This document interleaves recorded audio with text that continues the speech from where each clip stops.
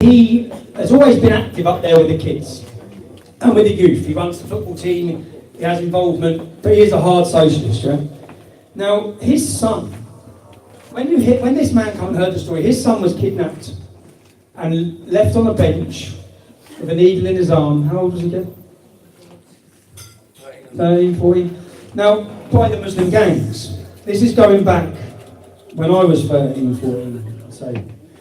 There was riots over this, yeah? So basically what, and of course you wouldn't have heard it in the news, but they injected heroin into him, they had him, and then they dumped him. And this was all over it, up on this white, which was a completely white council estate. The Muslims had started moving in, and they're bringing with them the heroin. And there was a resistance to people wanting the heroin to be sold on the estate. So there was a lot of kick-offs for people. Every time they'd come up, people say, get out, like, stop bringing your drugs up here. Now from that, Enzo's son was taken, beaten, and then there were riots on the estate where people went to the heroin dealers' houses. And then from that, the estate burned for days, didn't it? And so I remember reading in the paper when it had the arrests for the Muslims, because there was massive fights and riots and police cars getting torched and everything. That's right. And when this happened, the list of names that were arrested from the Muslims were from Bradford, from Burnley, from Oldham. They come from all over the country. But they were fighting young kids from one estate. Basically, it was just one group of lads from one estate. And Enzo's son, actually, is now dead after Enzo was put in prison. Just at Christmas. Yeah, OD last Christmas. But all of this is a knock-on effect and of what's happening in towns and cities, and the resistance to it. Yeah. Anyone got another question? Hold up. Oh, sorry, I didn't listen to this. Wait, before we go, we have some serious questions, yeah? Serious questions. Hold up. This young lady's nervous, she wants to get it out of the way. Sarah. I just want to know, you've achieved so much over the last 10 years. You've created this amazing movement full of just amazing patriots and justice seekers. What would be the defining moment for you in the last 10 years, and where do you see yourself and this movement in 10 years? Good question, Sarah. There you go, Tom. It's fucking good. Well, that's when you became Prime Minister.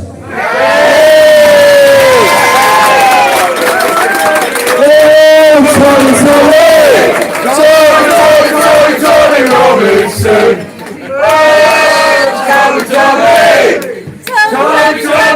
Tommy Robinson. I'd say that so many people have played a role in building the movement where we are today. So humble, Tommy. So no, seriously, when we had the first United People of Luton demonstrations, 10 lads went to prison for it. Yeah. 10 lads' lives were changed. They went to jail.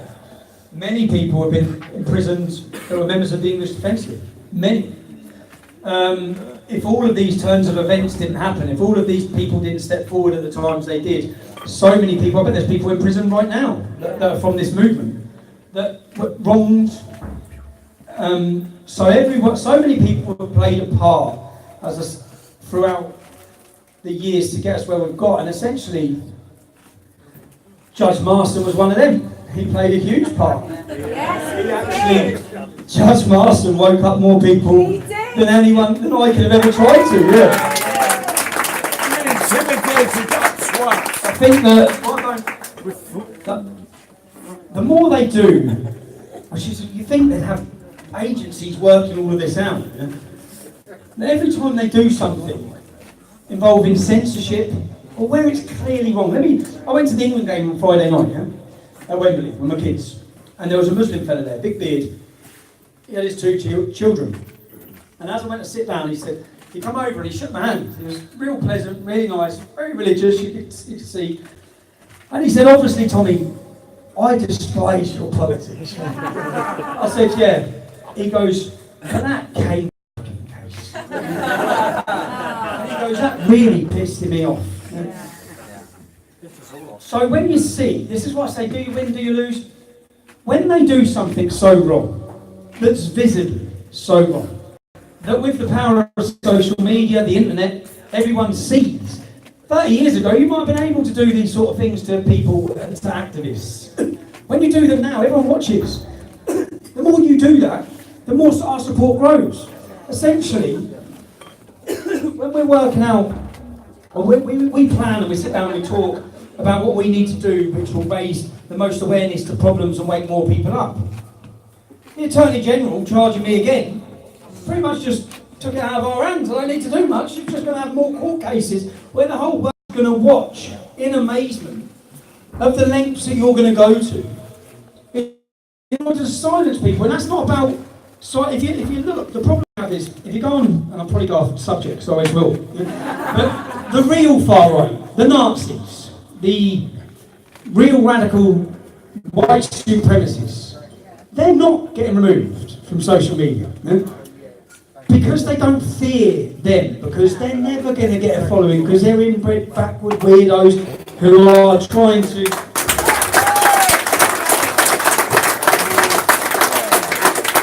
They fear people hearing what we're actually saying. Because what we're actually saying is very moderate, very reasonable, and it's the truth. So when I see myself, that's... No. I don't see my wife and children living in this country. I don't see that. Me neither. I generally don't, yeah. That was my question. None of us want to go. I generally don't. In fact, I've been having discussions and meetings a week about looking at options for them over the fact that no matter what, it's like that you can see what, if they're, it's even from the start, from police raids, when that didn't work, they went to my mum's. When that didn't work, they arrested my pregnant wife. Cambridgeshire Police, one thing, even after when that happened with Cambridgeshire Police, the next week when I went to Germany, Cambridgeshire Police had my wife out of her car outside the school gates for an hour. Yeah? These sort of things, which I remember stupidly enough, when I wrote my book, Enemy of Sale, I thought when this comes out, they're going to have to take a back seat because it's all out there, everyone's going to read it. They've just doubled down. And the more they double down, I don't know, I think it has the negative effect. It makes me more angry, more determined, because I'm a stubborn little bastard. Well,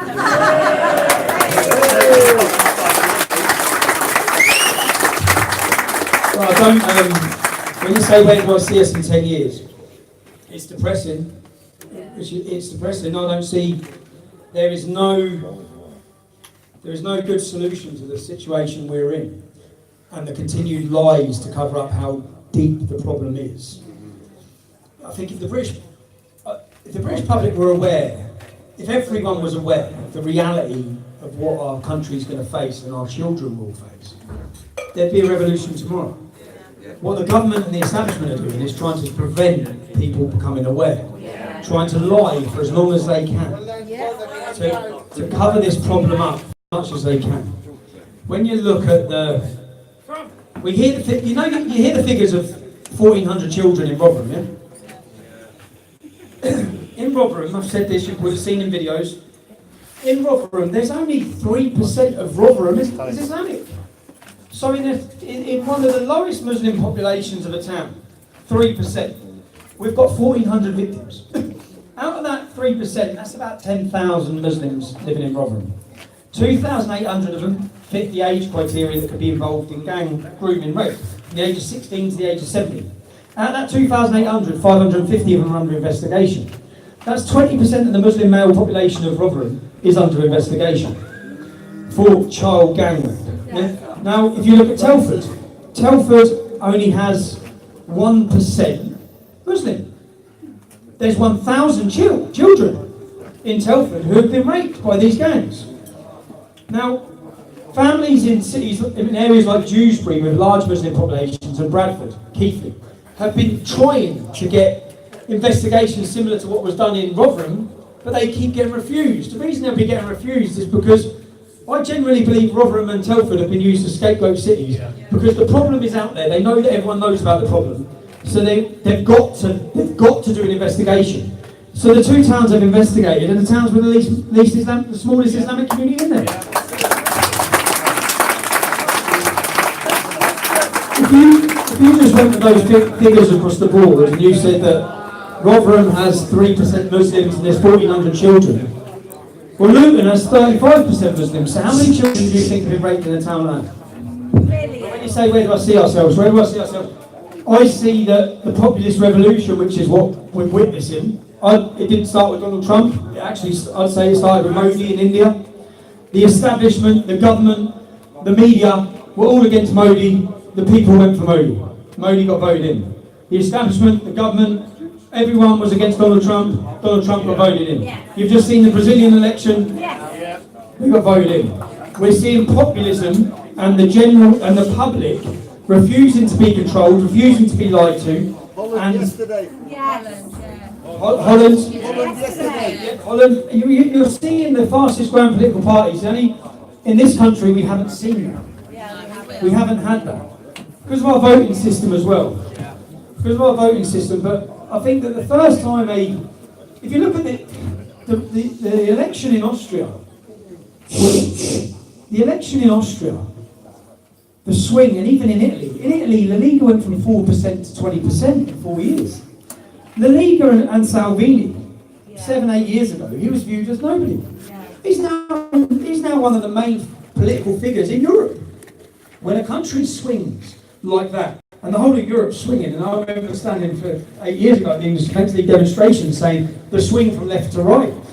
There is no police force, there's no government, there's no Islamic organisation that can stop it. It started.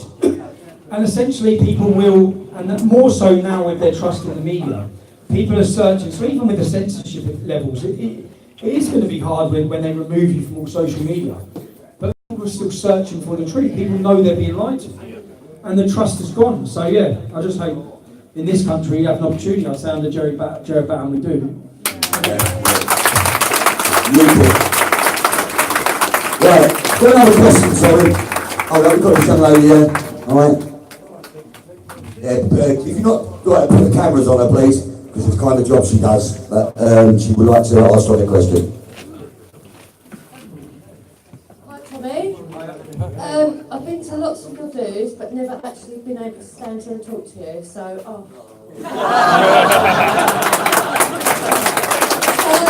Camera back on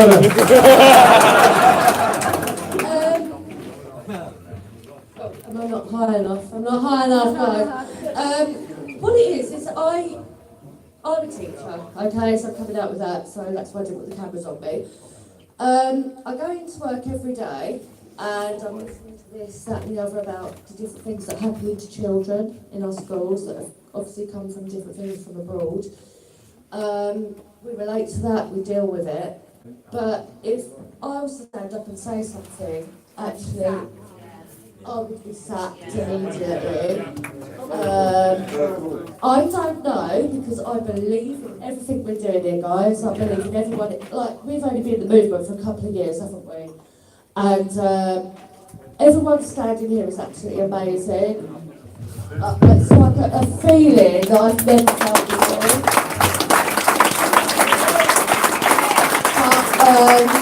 How do I deal with that on a day, like without walking out going, because I can't pay a mortgage, I can't do this, that, and the other.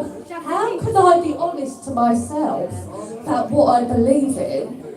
How do I do that? I don't know. You know the feeling you just said you've got. It's an amazing feeling. It's that feeling that they can't stop. That's the reason why the establishment can't stop.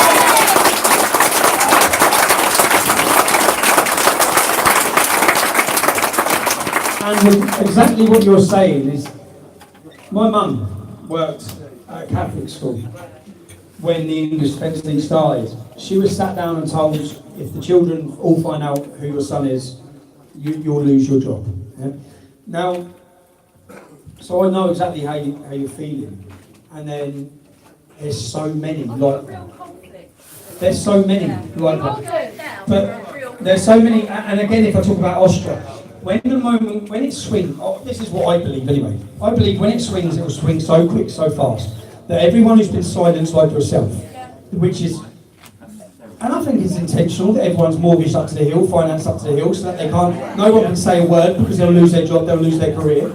When it swings, I think it will swing so quick, so fast, that everyone who's been thinking what you're thinking, once that bubble bursts, which is what they're trying to keep in, the whole country will be shouting from the rooftops about how they're feeling. If you look at Austria, when the Austrian government, when the Freedom Party and their new Conservative Party took over power, then many of the celebrities, many of the media personalities spoke openly and honestly about how they're feeling, about Islam. You've seen Abi's exposure of Jim Jeffries. Abi, you met him.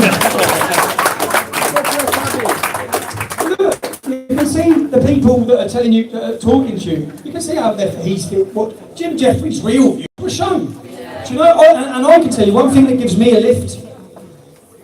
Every single programme I go on, Daybreak, Newsnight, I get an amazing reception by every one of those employees. I had women, when I went on Newsnight, the woman from the main desk followed me outside and said, just keep going, just keep going. I remember the news girl, the weather girl, all of them, sitting there talking, all of them, like that. So it's them.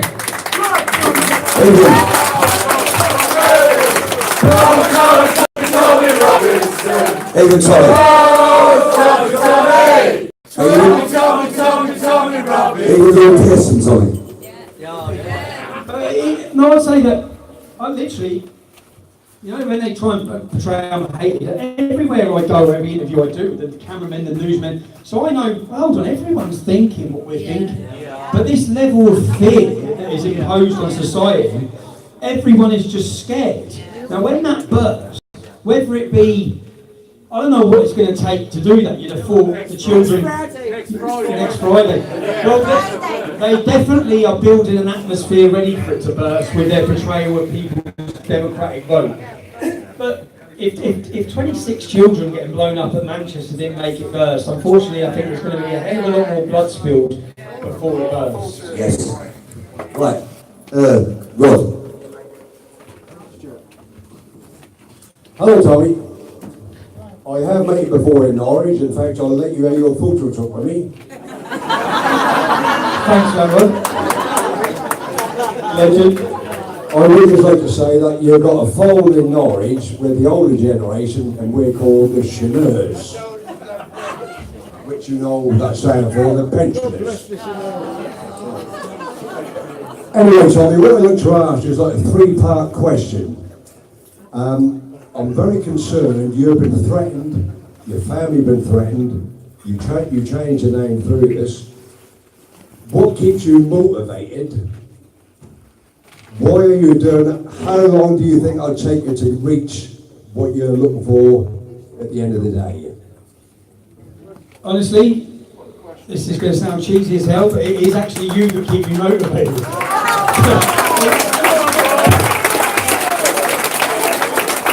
You know, in the most recent prison sentence, I received letters stacked that high every single day. And it was actually quite scary, because as I read them all, I started realising how much people were relying on this movement. And for me then, I remember at the start, when we started this, I used the name Wayne King. Yeah? I thought it was funny. Yeah? I used many different names, different aliases, and we'd be sitting there laughing laughing as we're doing radio interviews, and the lads were all sat there. And it started off anger, but fused with a bit of banter.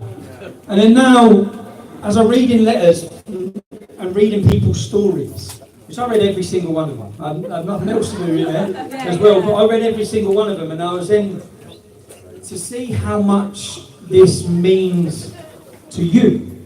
To see that this isn't just me feeling like this. Yeah. To see that so many people feel as passionately at the edge, and this means so much to them. And not just means so much to them, but they rely on it. That keeps me motivated. Essentially, I had a meeting this week with a young gentleman. I had a meeting this week with a young gentleman called Dries, and in fact, I believe he'd be an MP voted in Belgium by May. And man, this lad's got it all. Yeah, when I met him, I'm telling you, look him up. Yeah, I just looked and thought he is going to go far because he's charismatic, he's really good looking, he's got everything going, and he's on point. And I had this conversation with him to say, do you realise you're going to get scared? They're going to come for you in every way. You're going to get bad. These things are going to happen. And he says, what it was for him, he says, yeah, but so many people rely on you. And he said, he's 25 years old. And he's had, do you know what? They raised him, they took his computers. He's now standing as a politician for Flams Belang, for Philip de Winter's party. He was the leader of a youth movement of young Fleming Flanders youth. Yeah, look him up, he's great. But that is essentially it, and that's not me being cheesy. I know when I read your stories, and to be honest, I'm standing there looking at Mohammed. Yeah? And and you know, I'm going to explain it. And you know what? Through all of this, my wife, my mum, my dad, my family are there with me. To anyone who's left Islam, anyone, they're on their own. Like my friend there. Like my friend there. So when people, the struggles that I met another lady. She was from Chechnya. I met her in Belgium, and I just went out there last weekend. And the first thing I ask is everything. Like, I've always had a base or a foundation of support that I could turn to, a family.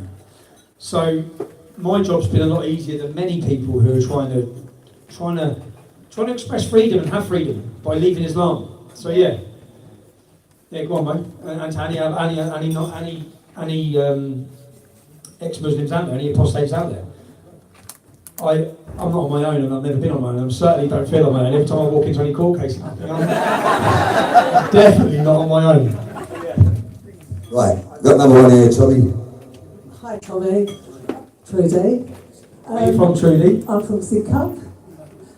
Thank you isn't big enough for everything you do, but thank you.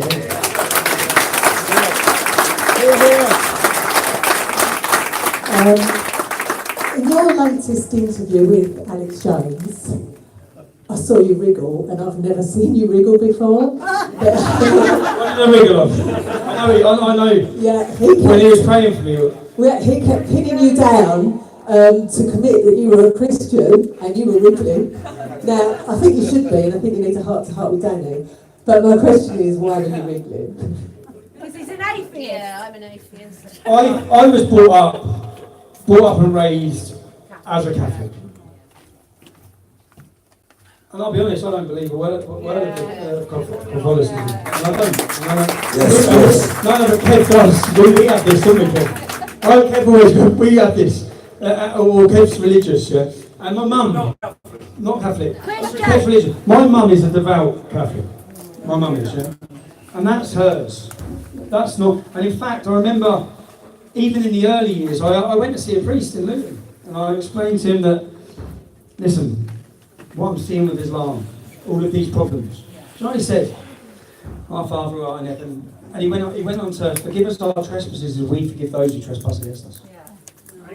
I said, Christianity's not. I don't believe Christianity's still here through having that weak-ass view. I don't believe that. So, when you talk about Christian culture or identity or Ten Commandments, I believe it's a great way to bring your children up. I think it's a. But do I believe? Unfortunately, no. And that's. Right, just got one more. Got no. We're gonna have 3 or 4, and then we're gonna have a break, and then we'll come back on again. I think Tony wants a lager, what he don't even drink. What he said in Peterborough. Hey, can you take your second up? Yeah. I've got no one film this place for Mo. Okay, Mo's going to ask a question. No cameras on him.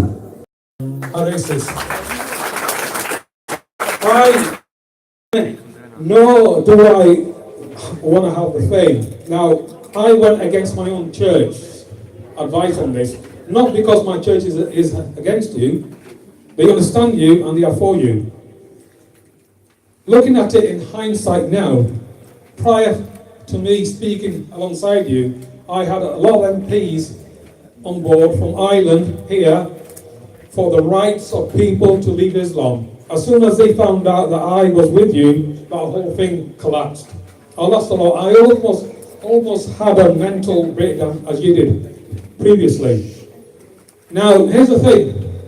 Even a high-profile politician, I don't want to name, her vicar says he fully supports you. But he can't openly say that, otherwise he will lose his job. This is a high-profile politician. The vicar is actually her, a vicar. I gather you know who I'm speaking about, but I won't say her name. I can't say it. I'll tell you later. Well, shall I say, yeah, but I don't want to get him into trouble. Don't get it. Okay. Isn't that mad? That's the era we're in. Someone has a view that you're not allowed to mention it because they'll lose their job and get in trouble. That's where we're at. Well, now, when you were in prison, what I saw is a turning point when you went into prison, because the authorities thought by putting you in prison that there won't be a hoo-ha, because you've been in prison previously, nothing happened. That was a turning point, because what I saw is a broader audience of people attending London to free Tommy Robinson.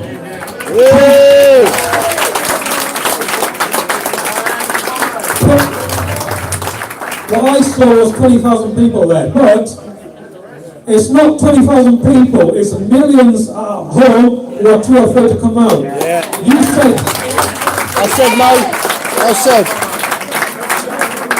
You said, how do we turn that? What is the turning point on that? My answer to that is, it's absolute, with great urgency, that you engage with people who have turned away from Islam and engage with black leaders of churches, one of which is here today. Until you, right, because I'm not quite outspoken, until you turn this audience into brown and black faces and white faces, you're going to have a struggle. You'll have a 10-year struggle. Once you turn this audience into black and white and brown faces, that will destroy the far left's argument and the media's argument. This is why you will see. This is why you will see school teachers as such coming out without any fear. Right? This is why I'm trying to plead with you, is to engage with ex-Muslims. Looking at it hindsight, I've got hope, not hate, stirring up trouble for me. I've got special branch stirring up trouble for me. I have now decided to step away and not attend any protests in order to keep myself safe. Now, Alex Jones interviewed you, and I saw you being interviewed. And he tried to explain to you what Islam is. Islam is more to it than Islam. This is the devil, Satan, right? I'm a practicing Christian, right? I'm a practicing Christian.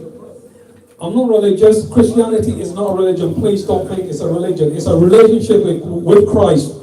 And I ask you to trust in Christ. People in the West see you as a hero, but people in India, Saudi Arabia, Pakistan, all these places where people are atheists or turned away from Islam to Christianity, they fully support you and they see you as a hero because you are standing up to Islam. And I ask you to please take precautions, because the establishment won't kill you in prison. It's too obvious. They'll kill you on the outside. There'll be an attack on you, and they'll blame it on the extremists. Please take precautions, because you're more important alive than you are dead.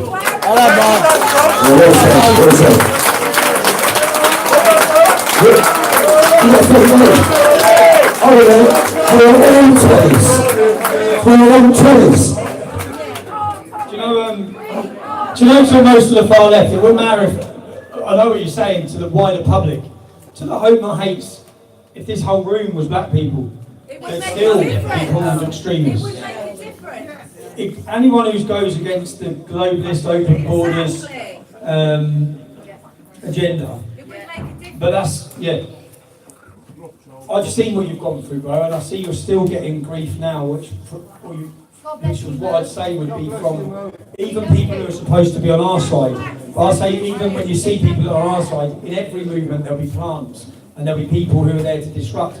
And anything that they see as anything that can deter you away from being labelled as far right will come under attack. Yeah. For example, when we set up a LGBT division in the English Defence League, they come under attack. When we had a Jewish division, many people attacked and tried to destroy the leader of that Jewish division.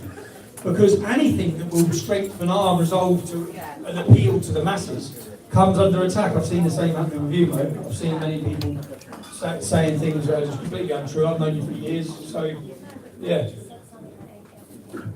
Right. Before we go on, right, the bloke just come in, right, and you come all from England. Give this man a round of applause. Jean-Paul come from France. From France. Bonjour. Bonjour. Bonjour. Right, it's a bit late. Right. It's going to be on now, and I've just got someone's going to... Quiet a minute.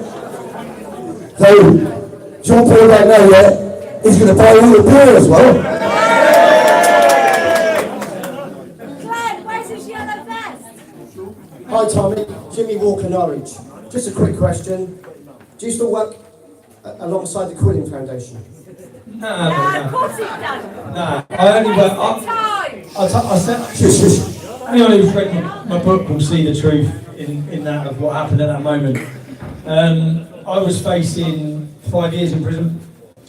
When I'd gone to prison, I'll explain it now. Yeah? When I went to prison, the time in 2011, this is what a different space as the years go on. £1,800 was donated to my family in the 4 months I was held in prison. This is 2011. So I'm then facing 5 years in prison. Now my children and my family have always been in accommodation that I put in myself, that no one knows. Before the English Defence League started, I had 2 successful businesses and 7 properties. Yeah? Now, I managed, when the English Defence League was going on, I was paying everything for my family myself. Now, when I was facing prison, as I said, I view everything like a game of chess, yeah? And I think, what are they doing, where will that go, what's the options? Now, if I'd have got 5 years in jail, my family, I know the financial support wouldn't be there for them. I'm not out of prison, I'm in prison. I know they'll then have to go to the council for housing. Where are the council going to house my wife and kids? I know where they're going to house them. Yeah? So I met Majid Nawaz to debate or an interview, or there was an interview or something. And basically, I used him and he used me. That's the truth. In fact, I think many of the work and the things they say is good, yeah, and on point. But I said to him, I basically said, the agreement I had, and I'll tell you, that he pays every single bill and every penny of my family's bills, housing costs, electricity, gas, for the duration of my prison sentence. Because I thought I was getting 5 years. Yeah? Now, what happened, I got found not guilty because they had me on a tax trial. I got found not guilty, and then I faced a charge of mortgage fraud. Many of you have seen this case.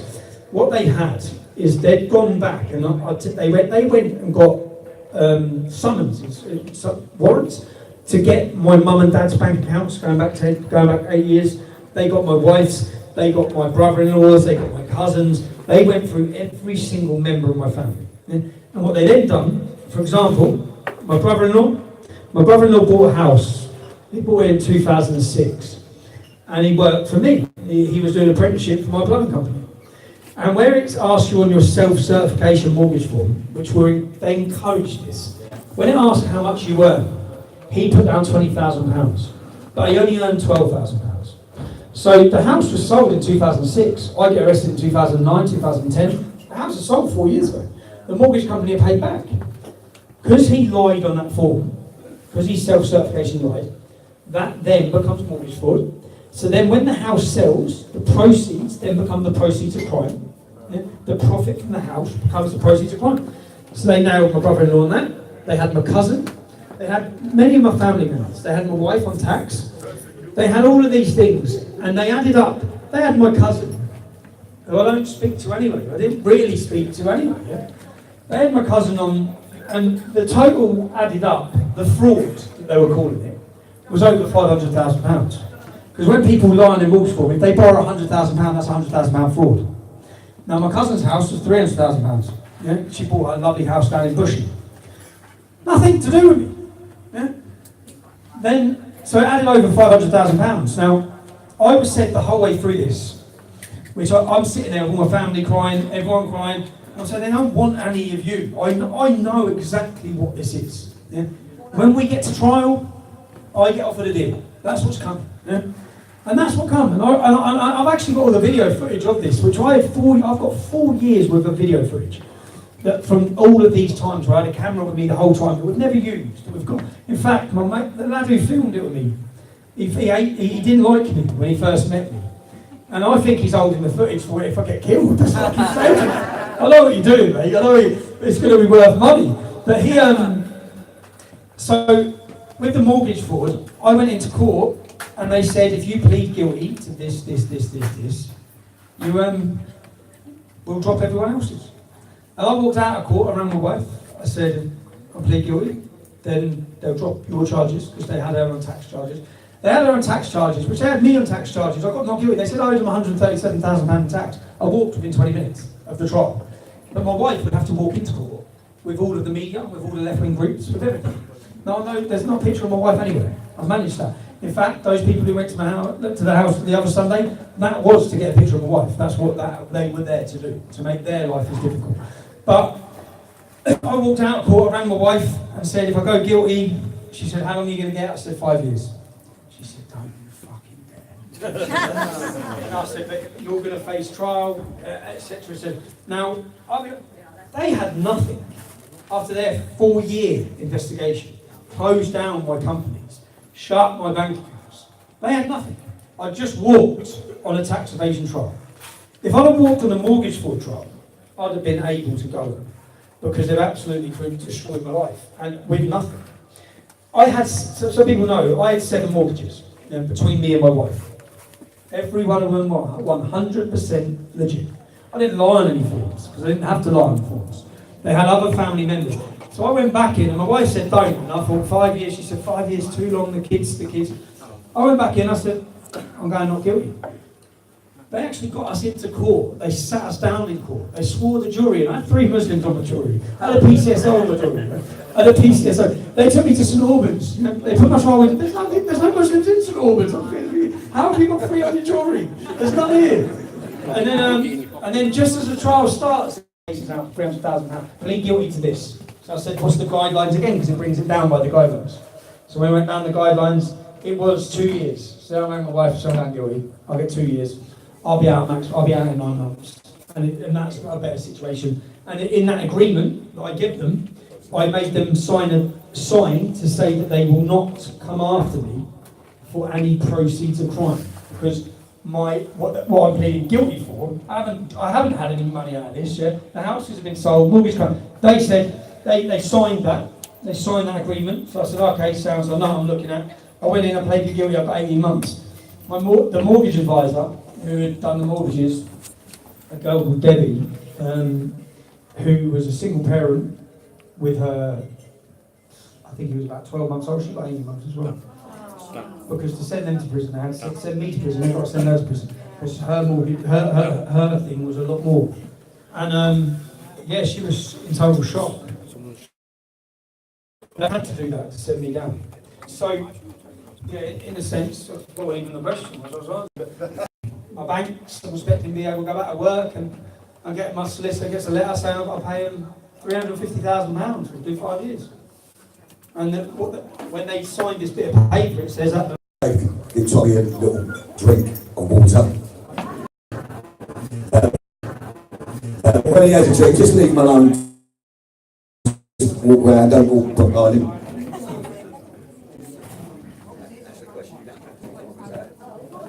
Right, hold on then. We've got UKIP representatives coming today. Tommy, I want to say it's really good to meet you and to be in this room.